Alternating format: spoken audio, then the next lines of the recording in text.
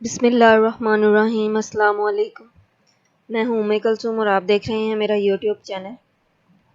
فرمان اللہ پچھلے 30 سال سے پاکستان کے وفاقی دارالحکومت اسلام آباد میں فیصل مسجد کے سامنے کلفی کی ریڑھی لگا رہے ہیں۔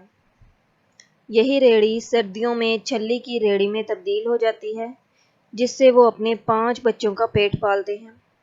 ان کے 5 بچوں میں سے 4 جسمانی طور پر معذور ہیں اور ان کے علاج کا خرچہ بھی اسی کمائی سے نکلتا ہے، جو ماہانہ تقریباً 8,000 روپے بنتے ہیں۔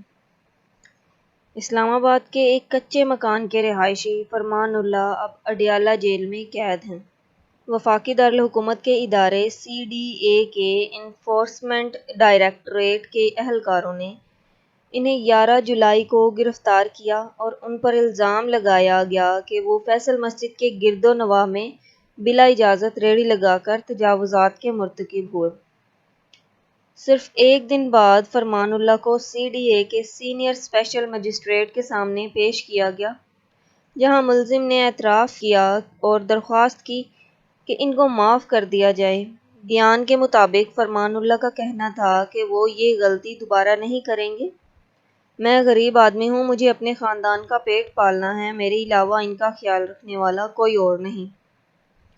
تاہم سینئر اسپیشل مجسٹریٹ سردار محمد آصف نے CDA آرڈیننس 1960 کے سیکشن 46A اور ماشاء اللہ ریگولیشن نمبر 63 کے مطابق 5 لاکھ روپے جرمانہ اور 3 ماہ قید بامشقت کی سزا سناتے ہوئے حکم دیا کہ جرمانہ ادا نہ کرنے کی صورت میں فرمان اللہ کو 1 ماہ کی اضافی قید کاٹنا ہوگی۔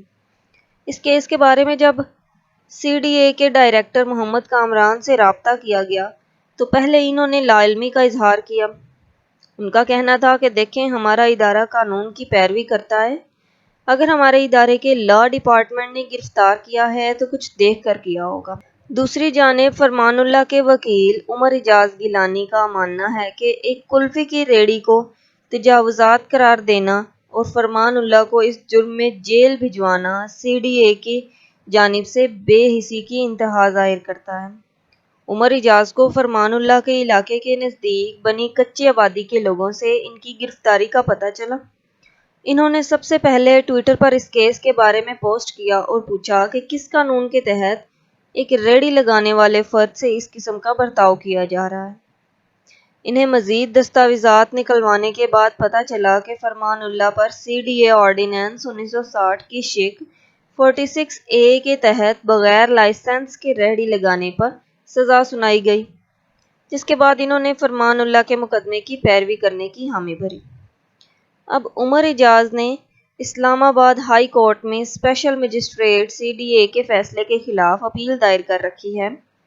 انہوں نے دعویٰ کیا کہ ایک غریب آدمی کو صرف کلفی بیچنے کے الزام میں گرفتار کیا جاتا ہے، پھر اس سے تفتیش کے دوران بیان لیا جاتا ہے جس میں وہ قبول کرتا ہے کہ اس نے ریڑھی لگائی ہے، اور ان 24 گھنٹوں کے دوران نہ اسے وکیل کرنے کی اجازت دی جاتی ہے اور نہ ہی فیئر ٹرائل کی امید ملتی ہے۔